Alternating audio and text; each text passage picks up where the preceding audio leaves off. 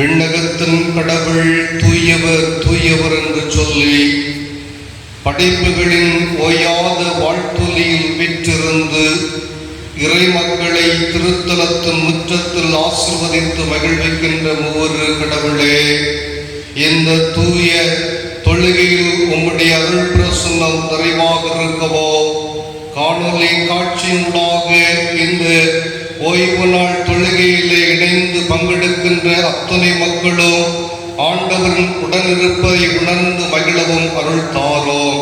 இந்த பரிசுத்த ஓய்வு நாளில் ஆண்டவரை தொழுகையின் அழகுக்காக பாடுகிற பாடல்கள், ஏறெடுக்கிற மன்றாட்டுகள், நாங்கள் சிந்திக்க இருக்கிற திருமறை வாக்குகள் அனைத்தினூடாக எங்கள் ஆன்மீக வாழ்வு அழகு வருவதற்கு அருள் செய்வீராக. இத்தொழுகையானது ஆண்டவருக்கு சுகந்த வாசனை வீசுகிற தொழுகையாய் அமைவதற்கு அருள் தர வேண்டும் என்று ஆண்டவர் இயேசு கிறிஸ்துவின் திருப்பெயரில் வேண்டிக் கொள்கிறோம். ஆமென். தொழுகையின் துவக்கத்திற்காகவும் ஆண்டவரின் திருப்பெயரின் புகழ்ச்சிக்காகவும் 41வது ஞான பாடலை பாடுவோம். ஞான பாடல் 41.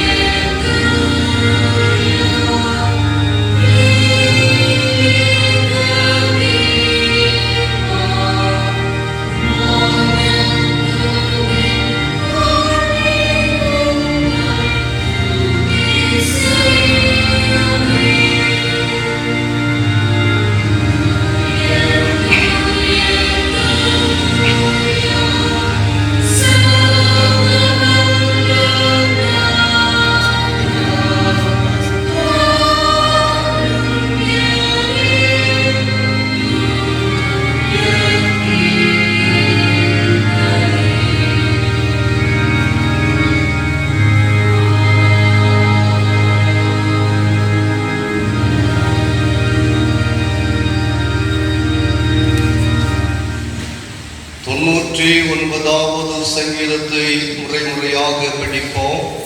சங்கீதம் 99.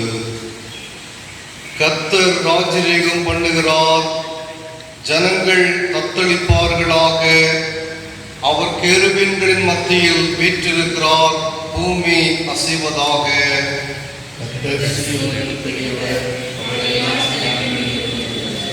மகத்துவம் பயங்கரமான உமது நாமத்தை அவர்கள் துதிப்பார்களாக. அது பரிசுத்தம் உள்ளது.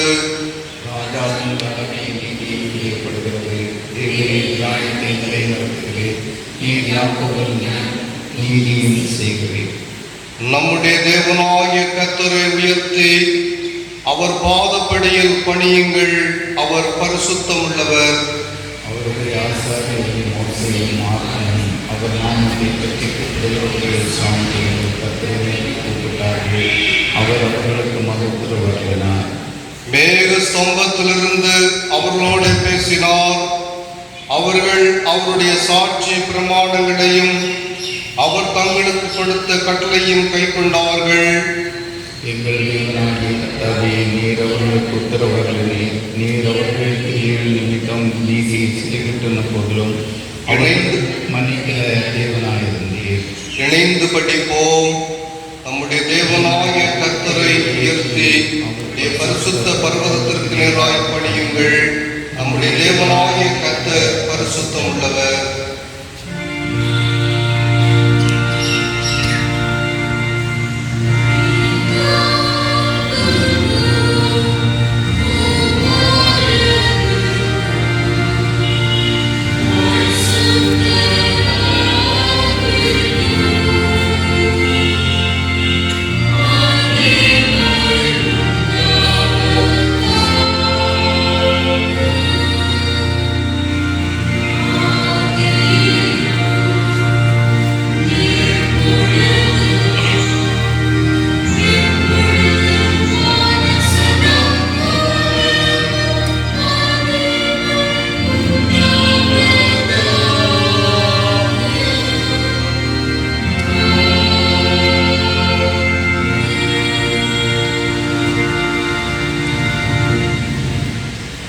மனமாற்றமடையுங்கள், விண்ணரசு அண்மையில் உள்ளது. தன் பாவங்களை மறைக்கிறவன் வாழ்வடைய மாட்டான், அவைகளை அறிக்கை செய்து விட்டு விடுகிறவனோ இரக்கம் வருவார். துன்மார்க்கன் தாம் செய்த துன்மார்க்கத்தை விட்டு விலகி நியாயத்தையும் நீதியும் செய்வானே ஆகில் அவன் தன் ஆத்துமாவை பிழைக்க பண்ணுவான். அவன் எச்சரிப்படைந்து தான் செய்த எல்லாம் மீறலை விட்டு திரும்புகிறபடியினால் அவன் பிழைக்கவே பிழைப்பான், அவன் சாவதில்லை. யாவரும் முழங்கால் படியிட்டு ஜெப நிலையில் நம்முடைய பாவங்களை ஆண்டவர் திருமுன்னிலையில் அறிக்கை செய்வார். நான் எழுந்து என் தந்தையினிடத்திற்கு சென்று உமக்கு விரோதமாகவும் விண்ணகத்தின் ஆண்டவருக்கு முன்பாகவும் பாவம் செய்தேன் என்று என் குற்றத்தை அறிக்கை செய்து நான் ஒரு புதிய வாழ்வை பெற்றுக்கொள்வேன் என்று தீர்மானித்து தந்தையின் இல்லம் நோக்கி எழுந்து புறப்பட்ட இளைய மைந்தனை போல இத்தொழுகையில் இணைந்திருக்கின்ற நாம் அனைவரும் நம்முடைய வாழ்வால் செய்த அனைத்து தவறுகளையும் பாவங்களையும் ஆண்டவர் திருமுன்னிலையில் நிறுத்தி, ஆண்டவரே, உம்முடைய விண்ணகத்திற்கு நேராக என் கண்களை ஏறெடுப்பதற்குரிய தகுதி கிஞ்சிற்றளவும் என்னிடத்தில் இல்லை. பாவியாகிய என் மேல் கிருபையாய் இரு என்று சொல்லி அனைவரும் நம்முடைய பாவ வாழ்வை முழுமையாக உணர்ந்து நமது தப்பிதங்களை நாம் ஆண்டவருக்கு விரோதமாய் செய்த அனைத்து தீன் செயல்கள் ஒரு நிமிடம் மனக்கண்களுக்கு முன்பாக நிறுத்தி, ஆண்டவரே, நான் பாவியிலும் முதன்மையான பாவி, என்னுடைய பாவம் அழுக்கடைந்த கந்தையிலும் அழுக்காகவும் இரத்தாம்பர சிவப்பாகவும் இருக்கிறது. அதை பஞ்சை போன்று கழுவி தூய்மைப்படுத்தி ஆண்டவருக்கு ஒத்த சாயலை என்னில் தந்து புதுப்படைப்பாக்கி உம்முடைய மந்தையின் நாடாக என்னை அங்கீகரியும் என்று சொல்லி ஒரு நிமிடம் அமைதியாக இருந்து நம்முடைய பாவங்களுக்காக ஆண்டவர் திருமுன்னிலையில் நாம் மன்றாடுவோம்.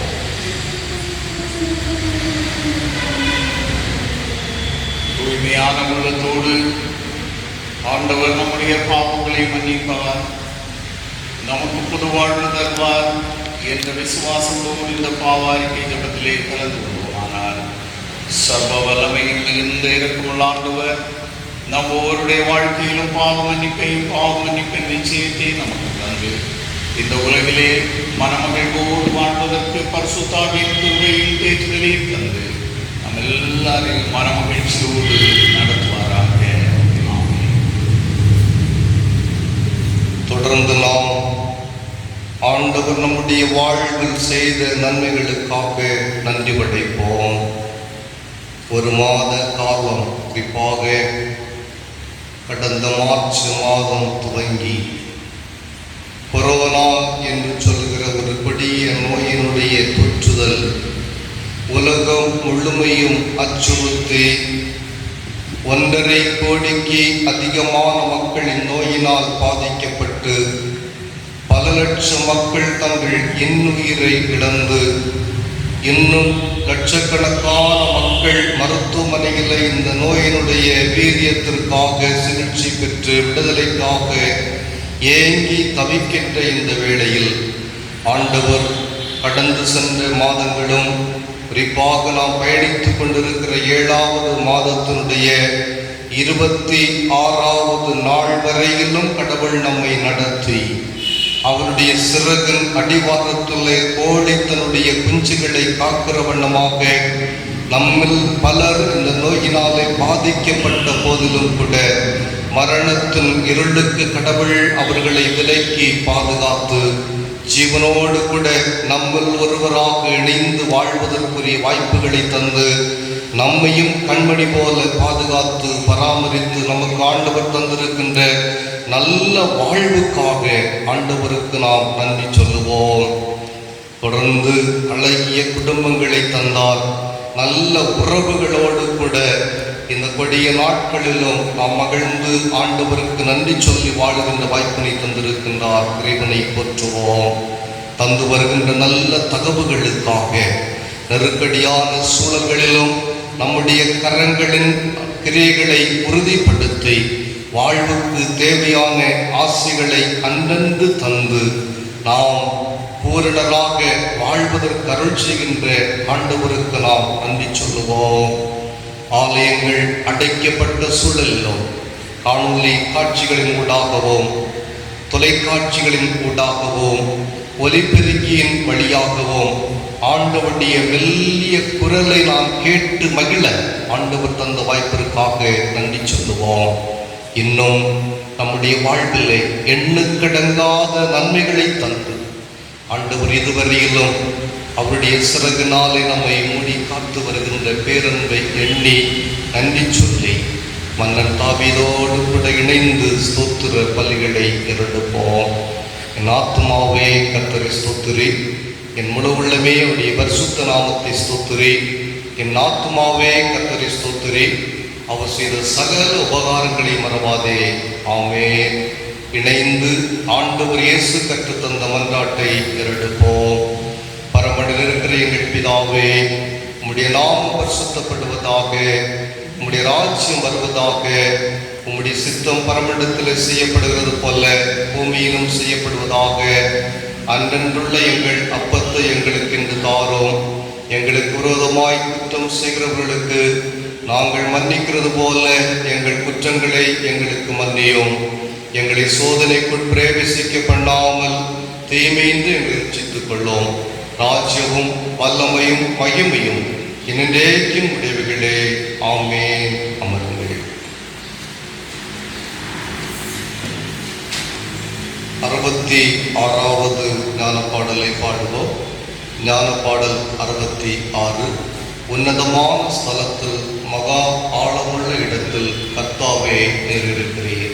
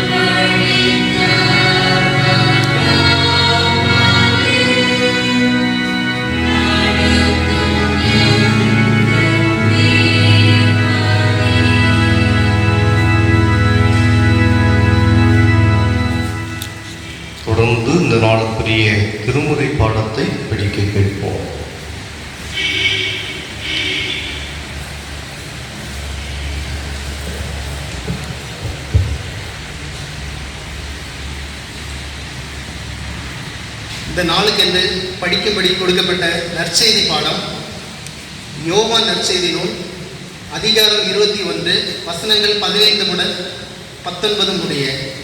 யோவான் 21ஆம் அதிகாரம் வசனங்கள் 15 முதல்.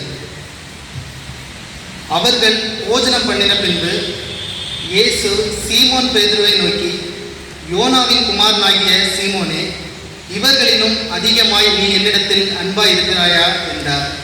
அதற்கு அவன், ஆம் ஆண்டவரே, உம்மை நேசிக்கிறேன் என்பதை நீர் அறிவீர் என்றான். அவர், என் ஆட்டுக்குட்டிகளை மேய்ப்பாயாக என்றார். இரண்டாம் தரம் அவர் அவனை நோக்கி, யோனாவின் குமாரனாகிய சீமோனே, நீ என்னிடத்தில் அன்பாய் இருக்கிறாயா என்றார். அதற்கு அவன், ஆம் ஆண்டவரே, உம்மை நேசிக்கிறேன் என்பதை நீர் அறிவீர் என்றான். அவர், என் ஆடுகளை மேய்ப்பாயாக என்றார். மூன்றாம் தரம் அவர் அவனை நோக்கி, யோனாவின் குமாரனாகிய சீமோனே, நீ என்னை நேசிக்கிறாயா என்றார். என்னை நேசிக்கிறாயா என்று அவர் மூன்றாம் தரம் தன்னை கேட்டபடியினாலே பேதுரு துக்கப்பட்டு, ஆண்டவரே, நீர் எல்லாவற்றையும் அறிந்திருக்கிறீர், நான் உம்மை நேசிக்கிறேன் என்பதையும் நீர் அறிவீர் என்றான். இயேசு, என் ஆடுகளை மேய்ப்பாயாக என்றார். நீ இள வயதுள்ளவனா இருந்தபோது உன்னை நீயே அறை கட்டி கொண்டு உனக்கு இஷ்டமான இடங்களில் நடந்து திரிந்தாய். நீ முதிர் வயதுள்ளவனாகும் போது உன் கைகளை நீட்டுவாய். வேறொருவன் உன் அறையை கட்டி உனக்கு இஷ்டமில்லாத இடத்துக்கு உன்னை கொண்டு போவான் என்று மெய்யாகவே மெய்யாகவே உனக்கு சொல்லுகிறேன் என்றார். இன்ன விதமான மரணத்தினாலே அவன் தேவனை மகிமைப்படுத்த போகிறான் என்பதை குறிக்கும்படியாக இப்படி சொன்னார். அவர் இதை சொல்லிய பின்பு அவனை நோக்கி, என்னை பின்பற்றி வா என்றார் என்பதே. கிறிஸ்துவே, உமக்கு மகிமை உண்டாவதாக. ஜெபம் செய்வோம். எங்கள் பாசமுள்ள நல்ல கடவுளே, மகிழ்ச்சியான மாதத்தின் கடைசி ஓய்வு நாள் காலை வேளைக்காக நன்றி நிறைந்த உள்ளத்தோடு உம்மை துதித்து மகிழும்படியாக ஆண்டவர் இந்த வாய்ப்பினை எங்களுக்கு தந்திருக்கின்றீர். உம்முடைய சத்தம் கேட்கக்கூடாதபடிக்கு திரளான ஜனங்கள் ஆண்டவரை இன்னும் வாழ்வின் விளிம்பில் நிற்கிற போது நாங்கள் காணொலி காட்சிகளின் வழியாகவும் ஆண்டவரே தொலைக்காட்சியின் ஊடாகவும் உம்முடைய மெல்லிய குரலை கேட்டு உம்முடைய திருவாக்கோடு கூட எங்களை இணைத்து உம்முடைய தோழமையில் இணைந்து பயணிக்கின்ற வாய்ப்பினை தந்திருக்கின்றீர். ஆண்டவர், எங்கள் வாழ்வுக்கு செய்த அத்துணை நன்மைகளுக்காக உள்ளத்தின் நாளங்களிலிருந்து ஸ்தோத்திர பலிகளை செலுத்தி ஆண்டவரை நாங்கள் மாட்சிமைப்படுத்துகிற போது ஆண்டவர் தொடர்ந்து உம்முடைய பிள்ளைகள் அனைவரையும் ஆண்டவரே விண்ணகத்தின் ஆசிகளாலும் மண்ணகத்திற்குரிய நன்மைகளினாலும் ஆண்டவர் முழுமைப்படுத்துவீராக. ஆண்டவரே, உம்முடைய பிள்ளைகள் கர்த்தருடைய கரத்தை எதிர்நோக்கி இந்த நாட்களிலே காத்திருக்கிறார்கள். எப்படி ஒரு வேலைக்காரனுடைய கண்கள் எஜமானை நோக்கி பார்க்குமோ அவ்வண்ணமாக உம்முடைய பிள்ளைகள் ஒவ்வொருவரும் கர்த்தருடைய திருமுகத்தின் ஆண்டவரே முகத்தை நோக்கி பார்த்து உம்மாலே அவர்கள் வாழ்வடையும் பொருட்டாக ஆண்டவர் சீயோனிலிருந்து அனைத்து குடும்பங்களையும் இறை மக்களையும் ஆண்டவர் ஆசீர்வதித்து உம்முடைய பிள்ளைகள் கடவுளின் நன்மையினை உடமையாக்கி வாழ்நாள் முழுமையிலும் ஆண்டவருக்கு சார்ந்துள்ளவர்களாய் நிலைநிற்பதற்கு தகுதிப்படுத்துவீராக. குறிப்பாக ஆண்டவரை உன்னதமான அருள்பணிகளை ஆண்டவர் எங்களுடைய கரங்களிலே தந்திருக்கின்றீர். இந்த பணியினை தேவையோடு இருக்கிற மக்கள் மத்தியிலே நாங்கள் நிறைவேற்றுவதற்காக ஆண்டவரே ஏசாய தீர்க்கனை போல ஆண்டவரே இதோ அடியேனை அனுப்பும் என்று சொல்லுகிற ஆண்டவரே குரலோடு கூட உம்முடைய திருமுற்றத்தில் நிற்கிறோம்.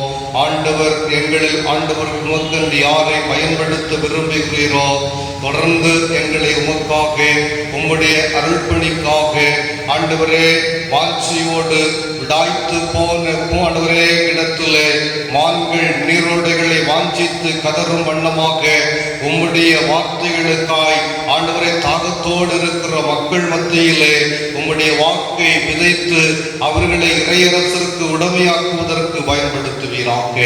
ஆண்டவரே, எங்கள் திருச்சபையை அழகுபடுத்துவதற்கு ஆண்டவர் தந்திருக்கின்ற இறைமக்கள் குடும்பங்களுக்காக நன்றி சொல்லுகிறோம். ஒவ்வொரு குடும்பங்களையும் ஆண்டவர் ஆதரித்து ஆசீர்வதித்து குடும்பங்களுக்கு ஆண்டவர் இயேசு கிறிஸ்து தலைவராக இருந்து அனுதின வாழ்வுக்குரிய நல்ல ஆலோசனைகளை தந்து வழிகாட்டுதலை தந்து உம்முடைய பிள்ளைகள் ஒவ்வொரு நாளும் இறை பக்தியோடு கூட இந்த உலகத்திற்குரிய எந்த வேஷங்களையும் தெரியாதபடிக்கு ஆண்டவராகிய இயேசு கிறிஸ்துவினுடைய பாத சுவடுகளை பின்பற்றி இறையரசிற்கு நேராக தங்களுடைய வாழ்வின் பயணத்தை தொடர்வதற்கு ஆண்டவர் ஆற்றல் படுத்தும். குடும்ப வாழ்வுக்கு அழகு சேர்ப்பதற்கு தந்திருக்கின்ற மழலைகளுக்காய் கொண்டாடுகின்றோம். குழந்தைகள் ஆண்டவருடைய இறை சத்தம் கேட்டு உம்முடைய திருத்தலத்தின் மையத்திலே வளர்ந்து கனி கொடுக்கட்டும். வாலிப பிள்ளைகளுக்காக ஜெபிக்கிறோம். வாலிபர்கள் இந்த வாலிப நாட்களிலே ஆண்டவரே விசுவாச வீரர்களாய் இறங்குவதற்கு உம்முடைய வாக்கை தங்களுடைய பாத சுவடுகளுக்கு விளக்காக்கி ஆண்டவர் இயேசு கிறிஸ்துவினுடைய சாயலை தங்களிலே தரிப்பித்துக் கொண்டு இந்த சமூகத்திலே ஆண்டவரே உறுதியான விசுவாச வாழ்விலே நிலை நின்று நான் கர்த்தருடைய பிள்ளை என்று சொல்லி எல்லா தீமைகளுக்கும் தங்களை விலக்கி காத்து உன்னதருடைய காட்சியோடு முன்னேறி செல்லுவோம். வாலிப பிள்ளைகளுக்கு ஆண்டவர் உயர்ந்த கல்வியை தாரும். எதிர்வரும் காலங்களிலே கல்வியின் ஊடாக எங்கள் பிள்ளைகள் உலகத்தின் உயர்ந்த இடங்களை சுதந்திரித்து கொள்வதற்காக உயர்ந்த பணி வாய்ப்புகளை தந்து ஆசீர்வதிப்பீராக. கல்வி கற்றுக்கொள்வதற்கு ஆயத்தப்படுகிற பிள்ளைகளுக்காக தேர்வை எழுதி வெற்றியை சுதந்திரித்து ஆண்டவரே அடுத்து கல்விக்குள் கலந்து செல்வதற்கு ஆண்டவரே முயற்சிகளை மேற்கொள்கிற பிள்ளைகளுக்கு ஜெபிக்கிறோம். ஆண்டவரை தரமான கல்வியை எங்கள் பிள்ளைகளுக்கு தாரோம். தொடர்ந்து ஆண்டவரை திருமணத்திற்காக ஆயத்தப்பட்டு கொண்டிருக்கிற பிள்ளைகளுக்காக இறைவனை நோக்கி நாங்கள் மன்றாடுகிறோம். பெற்றோர் பல காலங்களாக ஆண்டவரே பிள்ளைகளுக்கு திருமணத்தை நடத்த வேண்டும் என்று சொல்லி முயற்சித்தோம். பல தடைகளின் நிமித்தமாக பிள்ளைகளுடைய திருமணங்கள் அணுவே காலம் தாழ்ந்து கொண்டு செல்லுகிறது.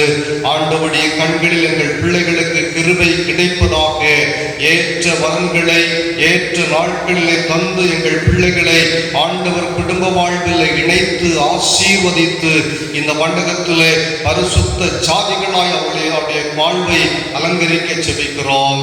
தாய்மை அடைந்திருக்கின்ற அருமையான பிள்ளைகள் ஏற்ற காலங்களிலே ஆண்டவர் படுத்திருக்கிற புத்திர வாக்கியங்களை ஈன்றெடுத்து மகிழ அருள் தாரோம். ஆண்டவர் வெளிநாடுகளிலும் தூர இடங்களிலும் இருக்கிற எங்கள் திருச்சபையின் மக்களுக்கு ஜெபிக்கிறோம்.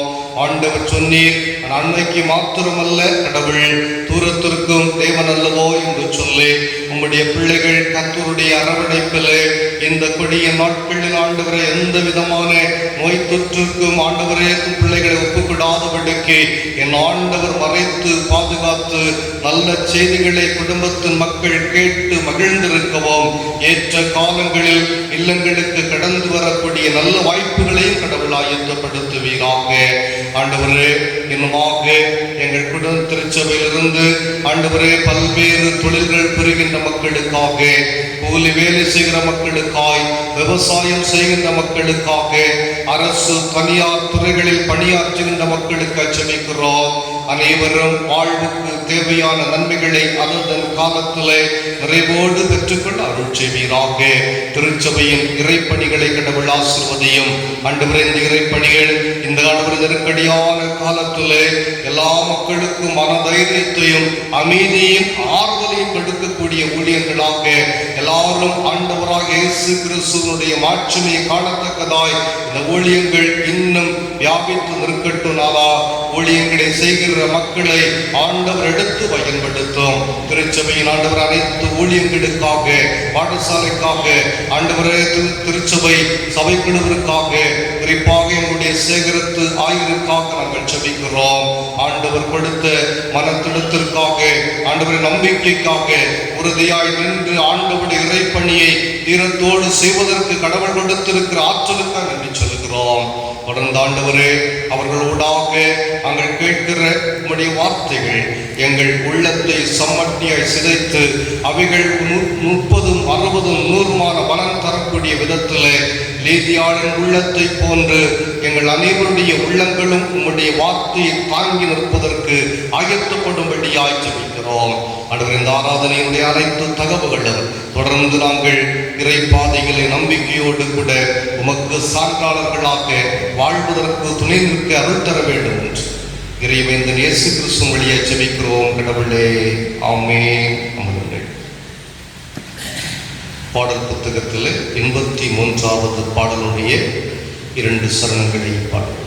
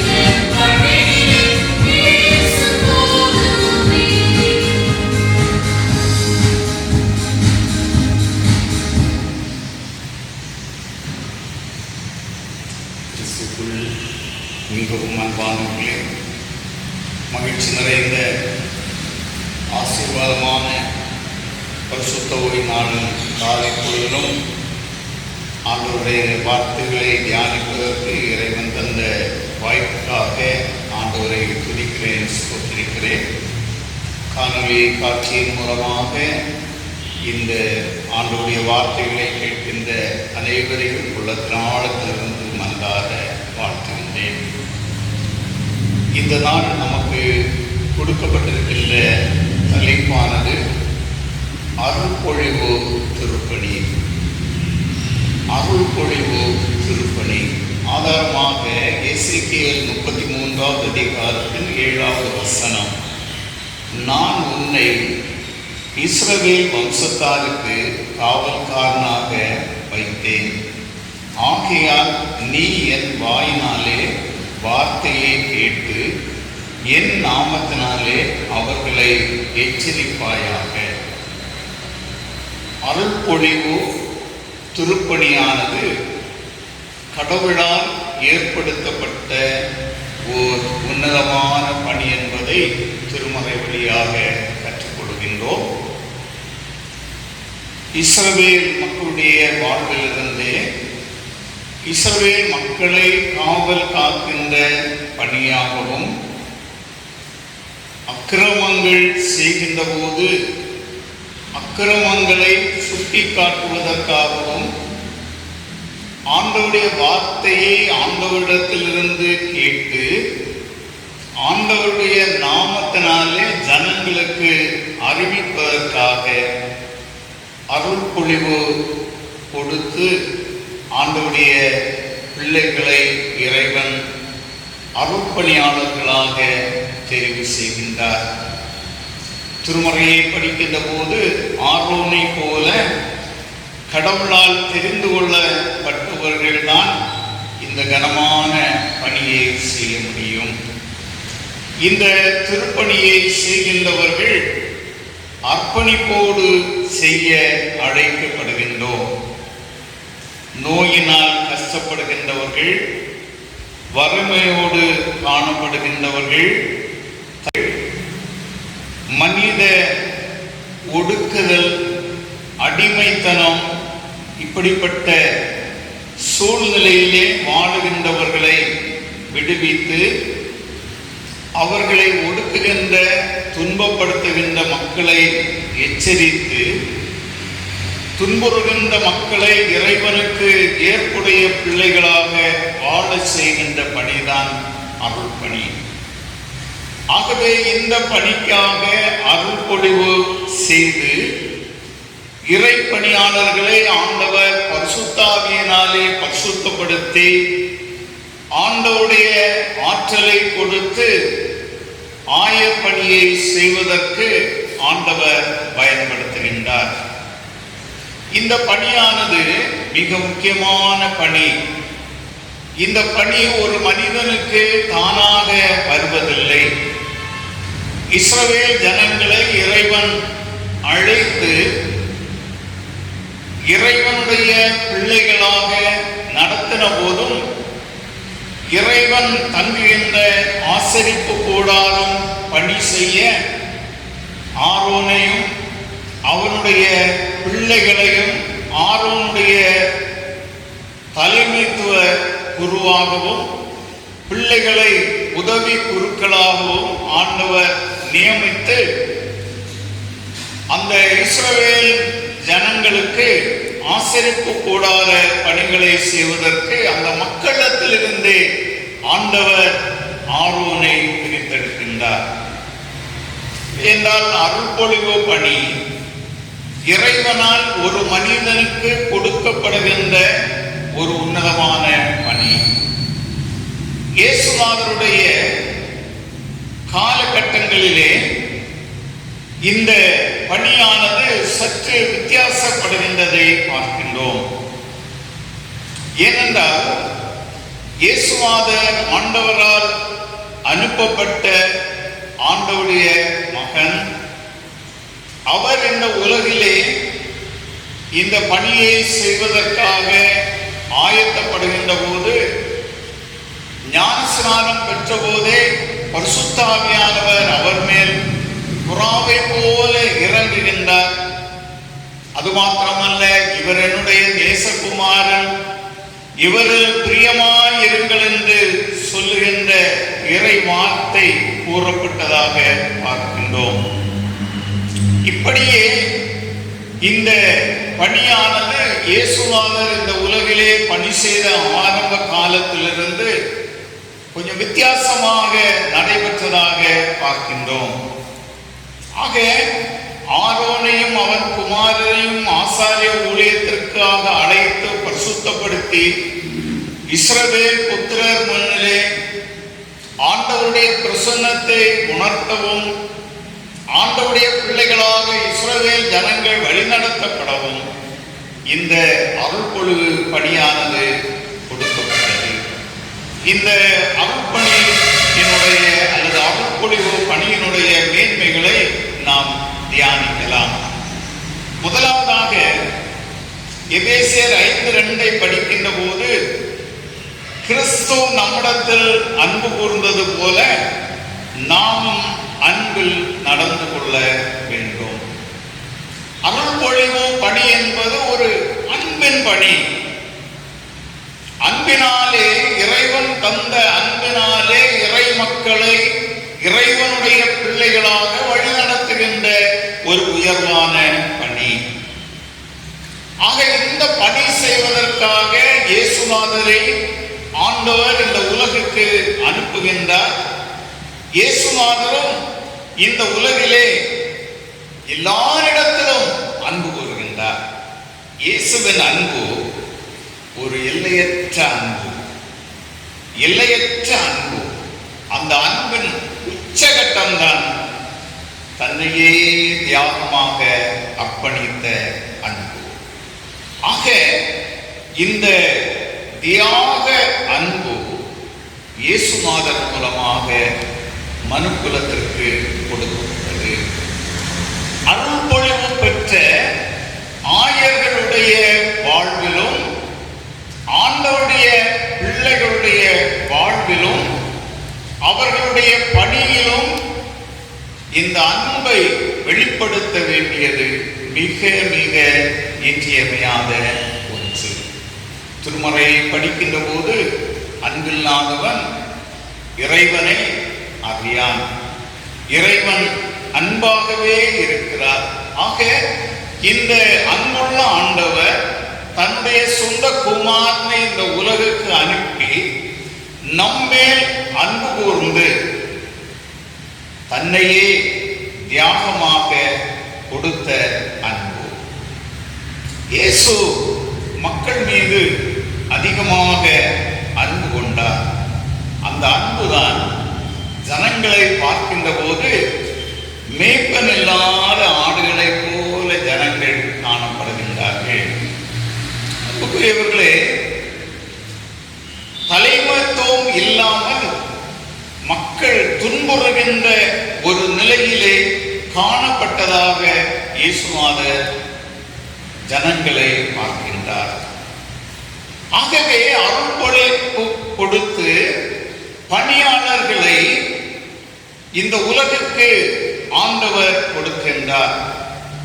அருள்பொழிவு பெற்ற பணியாளர்கள் பரிசுத்த ஆவியினால் நிரப்பப்பட்டு இறைவனுடைய அன்பை அவர்கள் பெற்றுக்கொண்டு ஆண்டவருடைய பணிவிடையை செய்ய அழைக்கப்படுகின்றார்கள். யோவான் 13:35 படிக்கின்ற போது, நீங்கள் ஒருவரில் ஒருவர் அன்பாயிருந்தால் நீங்கள் என் சீடர்கள் என எல்லாரும் அறிந்து கொள்வார்கள் என்று இயேசுநாதர் தன்னுடைய போதனையிலே சொல்கின்றார். நீங்கள் ஒருவரில் ஒருவர் அன்பாயிருந்தால் நீங்கள் என் சீடர்கள் என்பதை எல்லாரும் அறிந்து கொள்வார்கள். ஆக அன்பின் சிகரமாக காணப்படுவதுதான் அருள் பணி.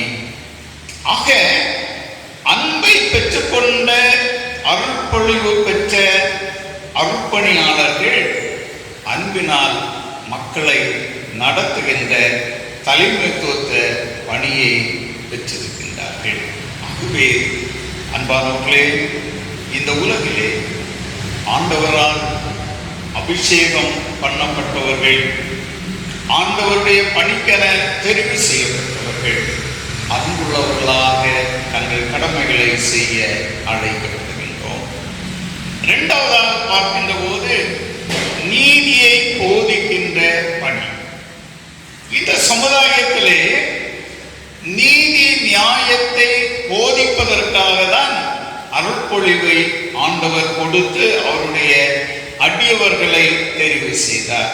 நான் வாசித்த சங்கீதம் 99:4 படிக்கின்ற போது, தேவரீர் நியாயத்தை நிலைநிறுத்துகிறீர், தேவரீர் நியாயத்தை நிலைநிறுத்துகிறீர், நீர் நீதி நியாயம் செய்கிற தேவன், நீதி நியாயத்தை நிலைநாட்டவும் அக்கிரமங்களை வேறறுத்திடவும் துன்மார்க்க தன் வாழ்வை விட்டு திரும்பவும் அருள்பொழிவு செய்து தம் பணியாளர்களை ஆண்டவர் பயன்படுத்துகின்றார். பாருங்கள், இந்த உலகிலே நியாயத்தை நிலைநிறுத்த வேண்டும், நீதியை செய்ய வேண்டும், அக்கிரமங்களை வேறறுத்திடுவதற்காகவும் இறைவன் அவருடைய பிள்ளைகளை தெரிவு செய்திருக்கிறார்.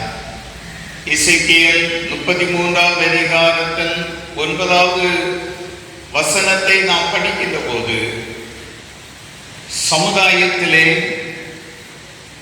தீமைகள் செய்கின்றவர்களை நாம் சுட்டிக்காட்ட அழைக்கின்றார். இந்த உலகிலே நேர்மையற்ற அக்கிரமமான செயல்களை செய்வதற்கு நான் உன்னை அபிஷேகம் பண்ணியிருக்கிறேன். நீ அந்த பிள்ளைகளிடத்திலே நீ செய்வது தீமை என்று சொல்ல வேண்டும். நீ தீமை செய்தால் சாவாய் என்று சொல்ல வேண்டும். அவன் திரும்பினான், அத்தீமையை விட்டு திரும்பினால் அவன் வாழ்வு பெறுவான். அப்படி நீ சொல்லவில்லை என்றால் நீ தண்டனைக்கு உட்படுத்தப்படுவாய் என்று சொல்கின்றார்.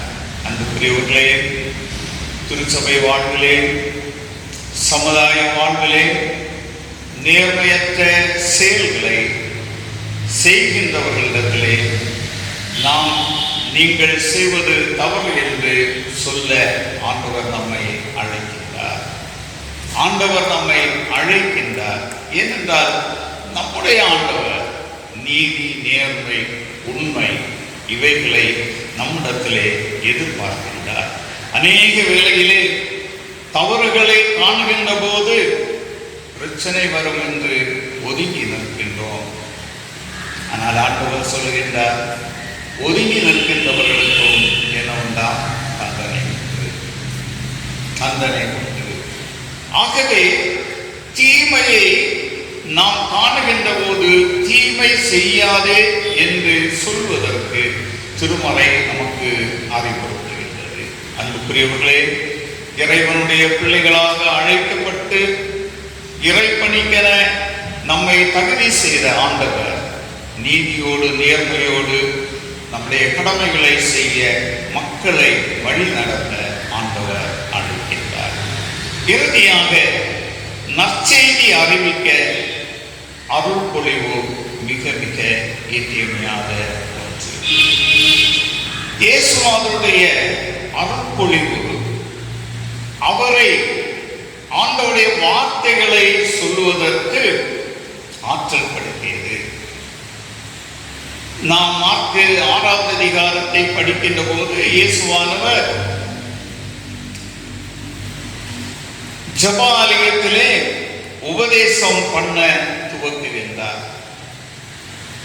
ஏனென்றால் இயேசுநாதரை எப்படி பார்த்தார்கள் என்றால், சாதாரண ஒரு தச்சனுடைய மகன், மரியாளுடைய மகன், சாதாரண மனிதனாக தான் ஜனங்கள் பார்த்தார்கள். ஆனால் இயேசுநாதர் ஜபாலயத்திலே சென்று உபதேசம் பண்ண துவக்கின போது அந்த உபதேசத்தை கேட்டு அனைவரும் ஆச்சரியப்பட்டார்கள். ஒருவருக்கொருவர் சொல்லிக் கொள்ளுகின்றார்கள், இவன் தச்சனுடைய மகன் அல்லவா, மரியாளுடைய பிள்ளை அல்லவா, இவனுடைய குடும்பத்தை சார்ந்தவர்கள் எல்லாம் நம்மோடு இருக்கிறார்கள் அல்லவா, இவர் இப்படி ஆண்டவருடைய வார்த்தைகளை பேசுகின்றாரே என்று. காரணம் என்ன? ஆண்டவரால் இயேசுநாதர் அபிஷேகம் பண்ணப்பட்டார்.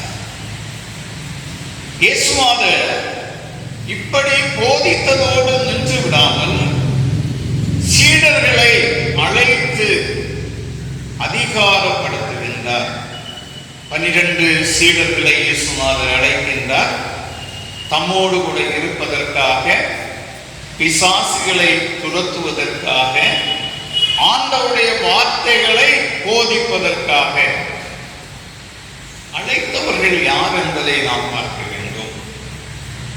சாதாரண மனிதர்கள், கடலிலே மீன்பிடித்துக் கொண்டிருந்தவர்கள், வலைகளை பழுது பார்த்துக் கொண்டிருந்தவர்கள், கடற்கரை பகுதியில் இருக்கின்ற மக்களை குறித்து நமக்கு நன்றாக தெரியும்.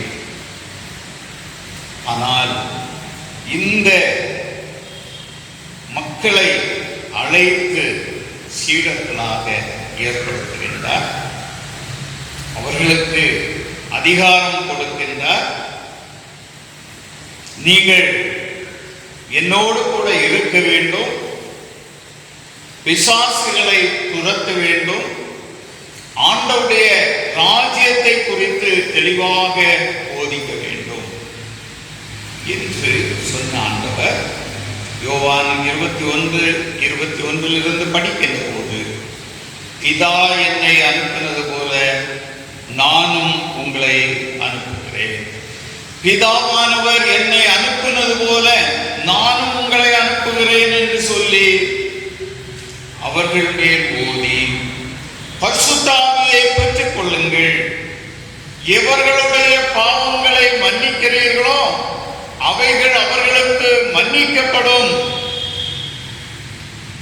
சொல்லி சொல்றாரு. எவருடைய பாவங்களை மன்னிக்காமல் இருக்கிறீர்களோ அது அவர்களுக்கு மன்னிக்கப்படாமலே. ஆக பரிசுத்த ஆவியானுடைய ஆற்றலை கொடுத்து இந்த சீடர்களை ஆண்டவருடைய பணிக்கென அனுப்புகின்றார். இதிலே மிக முக்கியமானவர் பேதுரு அப்போஸ்தலன். பேதுரு அப்போஸ்தலன் ஆண்டவரிடத்திலே சொன்னான், சாவு வந்தாலும் உண்மை நான் மறுதலிக்க மாட்டேன். அப்படி என்றால் இறைப்பணியிலே துன்பம் உண்டு, நெருக்கம் உண்டு, பலவிதமான கஷ்டங்கள் உண்டு. இதை பார்த்த பேதுரு ஆண்டவரிடத்திலே சொன்னதை மறந்து போனான். சாவு வந்தால் கூட மறுதலிக்க மாட்டேன் என்று சொன்னவன், இந்த சிலுவை மரணத்தை பார்த்து ஒளித்திருந்தவன், இவன் இயேசுவோடு கூட உள்ளவன், அவருடைய சீடன் என்று சொன்னபோது நான் அவரை அறியேன் என்று மறுதலித்து விட்டான். அன்புக்குரியவர்களே, குருத்துவ பணியினுடைய அந்த நெருக்கம் இதுதான். அருட்பணியினுடைய நெருக்கம் இதுதான். ஆனால் பேதுரு மனம் கசந்து அழுகின்றான். சாவு வரையிலும் நான் உண்மை மறுதலிக்க மாட்டேன் என்று சொன்னேனே, நான் மறுதலித்து விட்டேனே என்று அவன் மனம் கசந்து அழுகின்றான். இதோடு நின்று விடாமல் மற்ற சீடர்களையும் மீன்பிடிக்க அழைத்து செல்லுகின்றான். இந்த பேதுருவை இயேசுவானவர் சந்திக்கின்றார். சந்தித்து நாம் வாசித்ததான திருமறை பகுதியிலே நாம் பார்க்கின்ற போது, என்னை நேசிக்கின்றாயா என்று கேட்கின்றார்.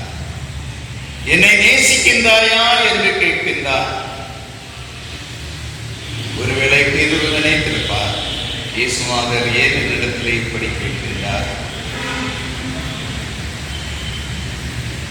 ஆனாலும் நான் உம்மை நேசிக்கிறேன் என்பதை நீர் அறிவீர் என்று சொல்லுகின்றார். ஆட்டுக்குட்டிகளை மேய்ப்பாயாக என்று சொல்லுகின்றார். மறுபடியும் கேட்கின்றார், என்னை நேசிக்கின்றாயா என்று. மறுபடியும் சொல்லுகின்றான், உம்மை நேசிக்கின்றேன்.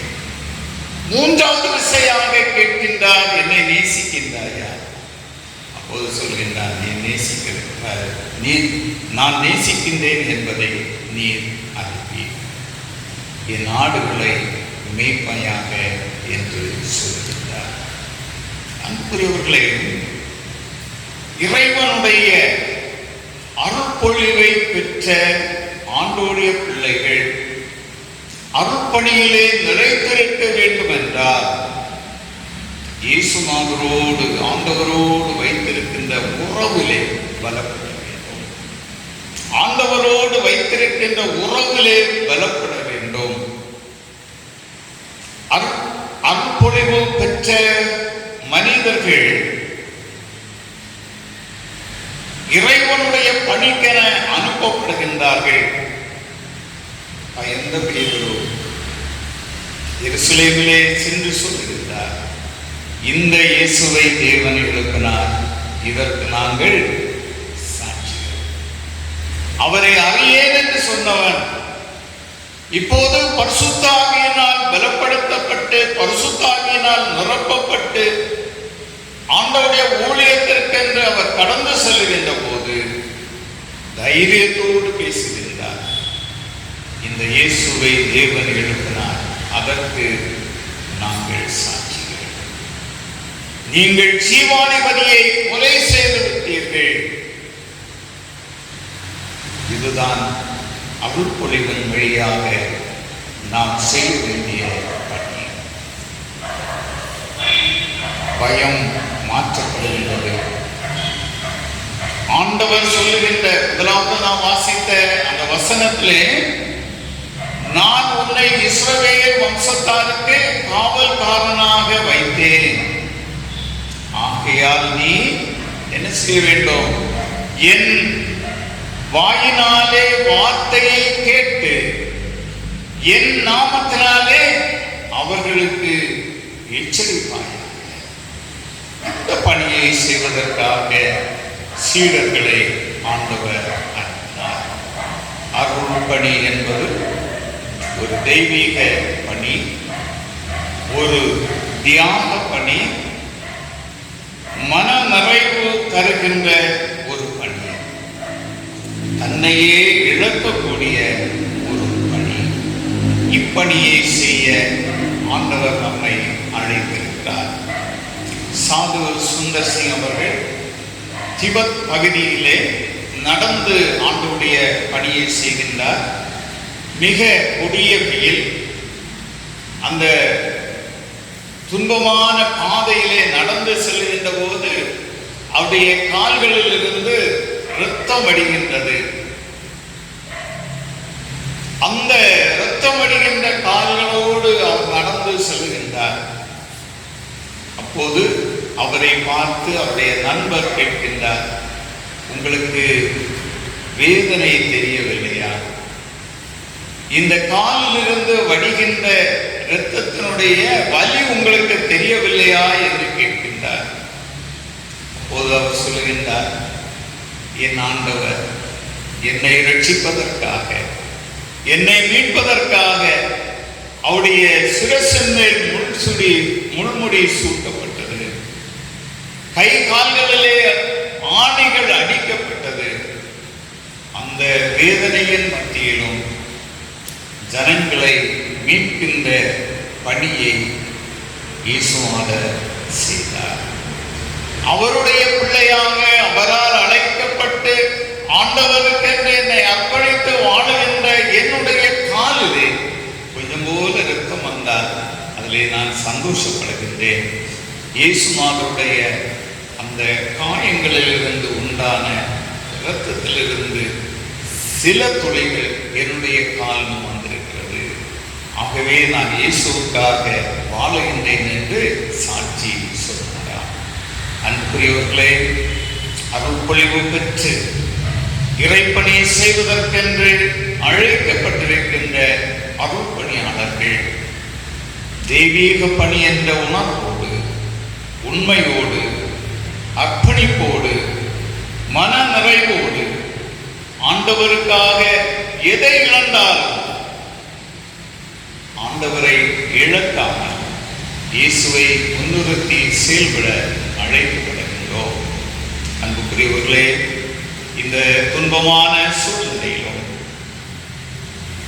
ஆண்டவருடைய அன்பை நாம் அனைவரும் உணர்ந்து அன்புள்ளவர்களாக வாழ அழைக்கப்படுகின்றோம்.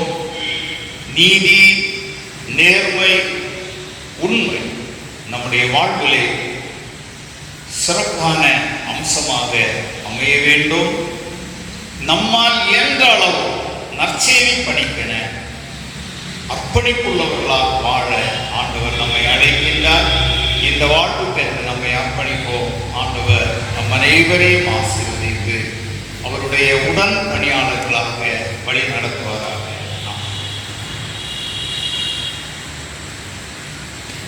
அருளுரையை கேட்க நாம் யாவரும் நம்முடைய பற்றுறுதியை அறிக்கை செய்வோம். வானத்தையும் பூமியும் படைத்து சர்வவல்லமையுள்ள பிதாவாகிய கடவுளை விசுவாசிக்கிறேன். அவருடைய ஒரே குமாரனாகிய நம்முடைய நாதர் இயேசு கிறிஸ்துவை விசுவாசிக்கிறேன். பரிசுத்த ஆவியினாலே கன்னிமரியாள் உற்பத்தி பிறந்தார். பொந்திய பிலாத்தின் காலத்தில் பாடுபட்டு சிலுவையில் அறையுண்டு மரித்து அடக்கம் பண்ணப்பட்டு பாதாளத்தில் இறங்கினார். 3ஆம் நாள் மருத்துவம் எழுந்தருளினார். பரமண்டத்துக்கேறி சர்வவல்லமையுள்ள பிதாவாகிய தேவனுடைய வலதுபார்சத்தில் வீற்றிருக்கிறார். அவ்விடத்திலிருந்து உயிருள்ளோரையும் மரித்தோரையும் நியாயம் தீர்க்க வருவார். பரிசுத்த ஆவியை விசுவாசிக்கிறேன். பொதுவாயிருக்கிற பரிசுத்த சபையும் பரிசுத்த வான்களுடைய ஐக்கியமும் பாவ மன்னிப்பும் மரித்தோர் உயிர்த்தெழுதலும் நித்திய ஜீவன் என்று விசுவாசிக்கிறேன். ஆமென்.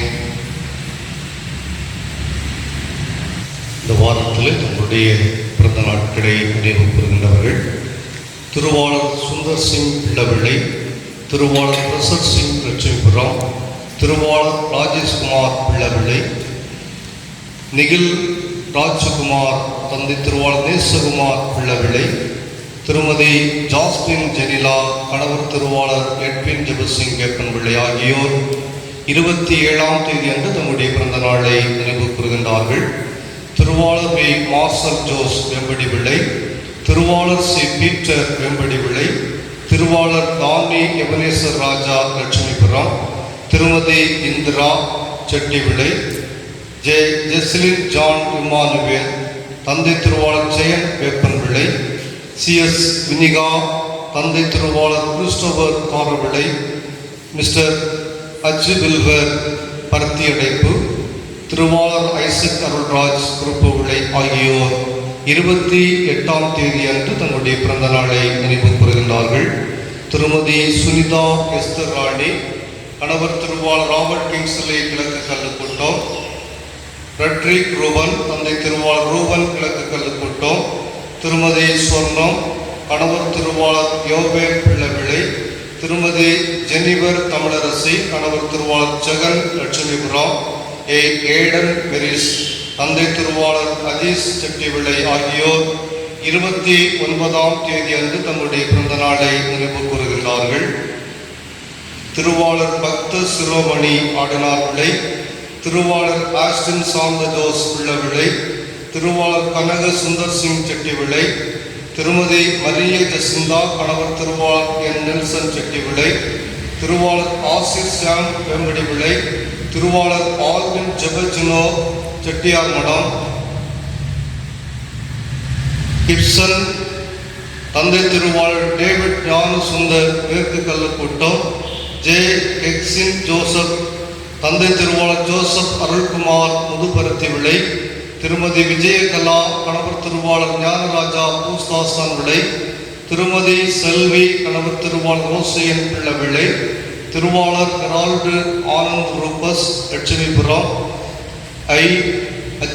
அஜிலியா, தந்தை திருவாளர் டைட்டஸ் தாஸ் கடுக்கா விளை, திருமதி வசந்தா, கணவர் திருவாளர் மதுரம் மேற்கு நெய்யூர், திருமதி ஜாஸ்டின் ரிவா, கணவர் கணவர் பாஸ்டர் ரிங்ஸ்டன் சாமுவேல் வேம்படி விளை ஆகியோர் 30ஆம் தேதி அன்று தங்களுடைய பிறந்த நாளை நினைவு கூறுகின்றார்கள். திருவாளர் ராஜா சிங், தந்தை திருவாளர் தவமணி கடுக்கா விளை, திருமதி கிரிஜாகுமாரி, கணவர் திருவாளர் ஜே சிங் வேம்படி விளை, திருவாளர் ஒய் ரெஜி பிள்ள விளை, புருட்சிலி மேன்சன் பிரைட், தந்தை திருவாளர் வில்பர் பிரைட் சேரியாவட்டம், மிஸ்ஸஸ் பெல்சியா ஜோஸ், கணவர் திருவாளர் ஜோப்சே தேவானந்த் கிழக்கு கல்லுக்கூட்டம், எஸ் ஜோயல் ஸ்டேவ், தந்தை திருவாளர் ஸ்டீவன் பிள்ளவிளை, எஸ் நிசாம், தந்தை திருவாளர் சுந்தராஜ் காரவிளை, திருமதி புஷ்பரஜி, கணவர் திருவாளர் ஆல்வின் ஆடினார் விளை, திருமதி எம்எம் மகிபா, கணவர் திருவாளர் எஸ் மகிழ் செட்டியார் மடம் ஆகியோர் 31ஆம் தேதி அன்று தங்களுடைய பிறந்த நாளை நினைவு கூறுகின்றார்கள். திருவாளர் சி யேசுதாஸ் கடுக்காவிளை, திருமதி திருவாளர் கே ஜான் ரங்கன் செட்டிவிளை ஆகியோர் 2ஆம் தேதி அன்று தங்களுடைய பிறந்த நாளை நினைவு கூறுகின்றார்கள். இந்த வாரத்தில் தங்களுடைய புதிய பிறந்த நாளை நினைவு கூறுகின்ற அனைவருக்கும் திருச்சபையின் சார்பில் பிறந்த நாள் வாழ்த்துக்களை குறிக்கொள்கின்றோம். ஆண்டவர் தாமை புதிய வயது நன்மைகளினால் முடி சூட்டி அவருடைய சிறகின் அரவணைப்பில் வாழ்வின் கடைசி வரையில் உங்களை பாதுகாத்து நடத்துவாராக.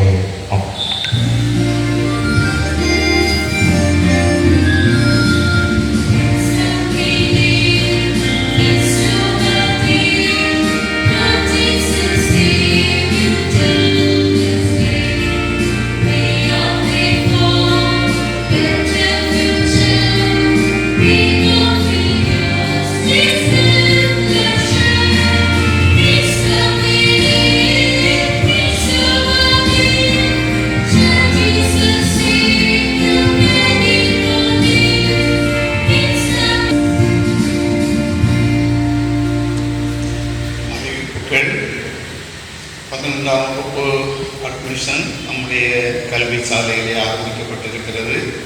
பல பிள்ளைகள் நீங்கள் அதிலே சேர்ந்திருக்கின்றீர்கள். இன்னும் நம்முடைய திருச்சபையின் குடும்பங்களிலிருந்து 11ஆம் வகுப்பு படிக்கின்ற பிள்ளைகள் அதிலே சேர்ந்து படிக்க உங்களை அன்பாக கேட்டுக்கொள்கின்றேன். சென்ற வாரத்திலே சங்க பண்டிகையை மிக சிறப்பாக உங்கள் சங்க காணிக்கைகளை கொண்டு வந்திருக்கின்றீர்கள். மற்றவர்கள் இந்த வாரத்திலே நீங்கள் அதை படைத்து ஜெபித்து செல்ல உங்களை அன்பாக கேட்டுக்கொள்கின்றேன்.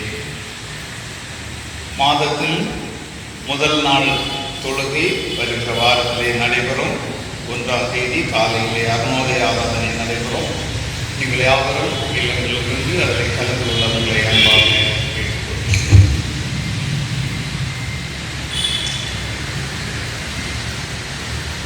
தொழுகையின் நிறைவுக்காக 327வது கீர்த்தனை பாடலை பாடுவோம். கீர்த்தனை பாடல் 327. கிருபை புரிந்தனையாள் நீ பரனே, கிருபை புரிந்தனையாள்.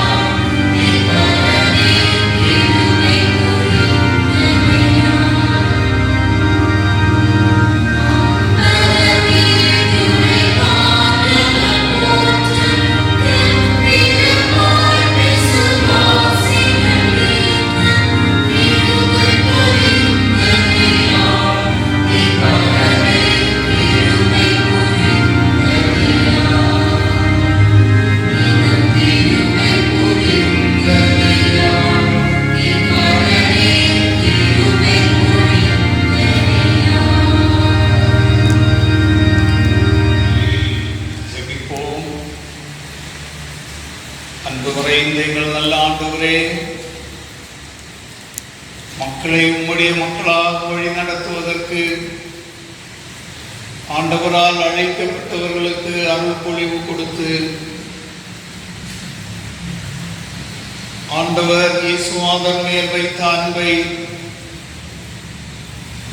நாங்களும் பெற்று இயேசுவாதர் கற்றுத்தந்த அன்புக்கு மாதிரிகளாக மாறுகின்ற பாக்கியத்தை இந்த உலகிலே எங்களுக்கு தாரும். நீதி, நேர்மை, உண்மை என்று சொல்கின்ற நற்பண்புகளிலே எங்கள் வாழ்வை அமைத்துக் கொள்ள இறைவன் எங்களுக்கு துணை செய்யும். நாங்கள் எல்லாரும் இயேசுநாதருடைய சீடர்களாக மாறுகின்ற அனுபவத்தை எங்களுக்கு தாரும். துன்பமான இந்த நாட்களிலும் ஆண்டவர் எங்களோடு இருக்கின்றீர், எங்களை பாதுகாக்கின்றீர், எங்களை வழி நடத்துகின்றீர் என்ற விசுவாசத்தோடு எங்கள் வாழ்க்கை பயணத்திலே முன்னேற ஆண்டவர் துணை செய்யும். இந்த வாரத்திலே தங்கள் பிறந்த நாட்களை ஆசிரிக்கின்ற அன்பு பிள்ளைகளுக்காக ஜெபிக்கிறோம். வருஷங்களை நன்மையால் முடிசூட்டுகின்ற இறைவன் புத்தாண்டை கர்த்தர் ஆசீர்வதித்தாரும். ஆண்டவருடைய பிள்ளைகளாக இந்த உலகிலே வாழுகின்ற பெயரை பெற்று தீர்க்காயுசோடு வாழுகின்ற அனுபவத்தை தாரும். பிறந்த நாளை ஆசிரிக்கின்ற பிள்ளைகளையும் கர்த்தர் ஆசீர்வதியும். அன்பு தந்தையே, இந்த வாரத்திலே திருமண நாட்களை கொண்டாடுகின்ற பிள்ளைகளுக்காக ஜெபிக்கிறோம். குடும்ப வாழ்விலே நிறைவான நன்மைகளை, சந்தோஷத்தை, சமாதானத்தை தந்து ஆண்டவருடைய பிள்ளைகளாக வாழுகின்ற பாக்கியத்தை தாரும். வியாதியின் பிடியில் இருக்கின்ற உடைய பிள்ளைகளுக்காக ஜெபிக்கிறோம். மருத்துவமனைகளிலே சிகிச்சை பெற்று வருகின்ற ஒவ்வொருவருக்காக ஜெபிக்கிறோம். ஆண்டவர் சீக்கிரமாக நல்ல சுகத்தை தந்து இல்லத்திலே வந்து ஆண்டவருக்கு நன்றி சொல்ல கர்த்தர் துணை செய்யும். ஆண்டவரே, எங்கள் திருச்சபையின் ஊழியங்களுக்காக ஜெபிக்கிறோம். உதவியாளருக்காக, குடும்பத்திற்காக ஜெபிக்கிறோம். கர்த்தர் ஆசீர்வதியும். எங்களுடைய சபை குழாங்கத்தினர் ஒவ்வொருவரையும் ஆண்டவர் ஆசீர்வதியும். ஆண்டவருக்கு பிரியமான குடும்பங்களாக சபைக்கு முன்மாதிரியாக வாழ்கின்ற பாக்கியத்தை தாரும்.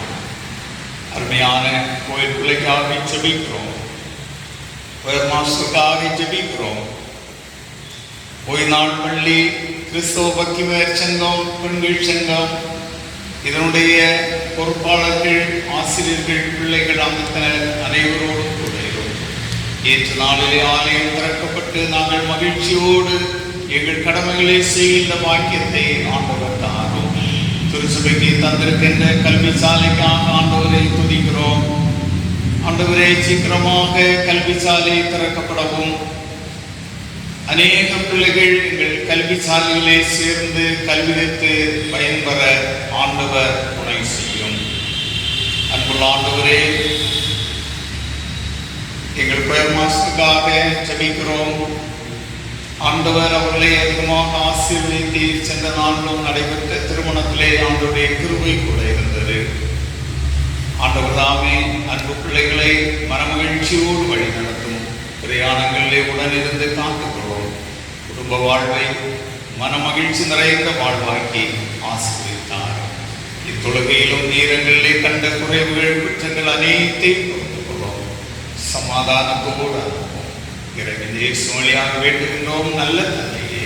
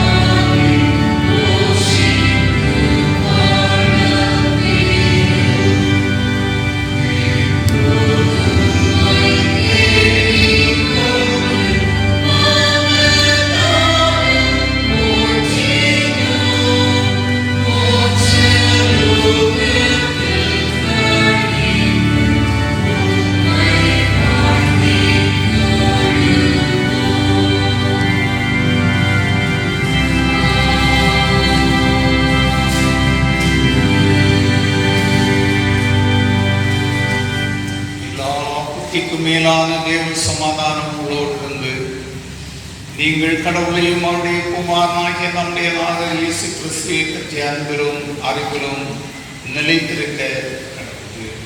நம்முடைய ஆண்டவராகிய இயேசு கிறிஸ்துவின் கிருபை, பிதாவாகிய கடவுளின் அன்பு, பரிசுத்தாவின் ஐக்கியம் நம் அனைவரோடும் திருச்சபையின் அனைத்து மக்களோடும் நிறைவாக